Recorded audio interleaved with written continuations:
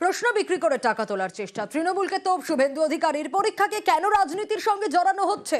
কেন্দ্রীয় সরকারের পরীক্ষায় নানা বেনিয়ম, পাল্টা নিশানা কুণাল ঘোষের।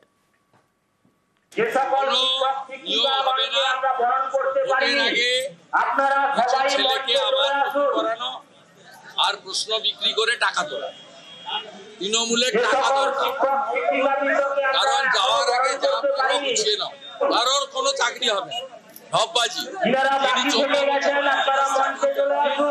তিনি তার 6 মাস বাকি আছে, চাকরি দিতে পারেন। কেন বিভ্রান্তি তৈরি করছেন? এতগুলো ছেলে মেয়ে চাকরি পাবে, একটা পরীক্ষা আসছে, পরীক্ষাগুলোকে তো বাদ রাখুন এই রাজনীতির থেকে। অনিয়মটাকে বাদ দিয়ে দুর্নীতিগ্রস্তদের তদন্তে রেখে বাকিদের চাকরি অটুট রাখা হচ্ছে। হবে না, সবার চাকরি খেতে হবে।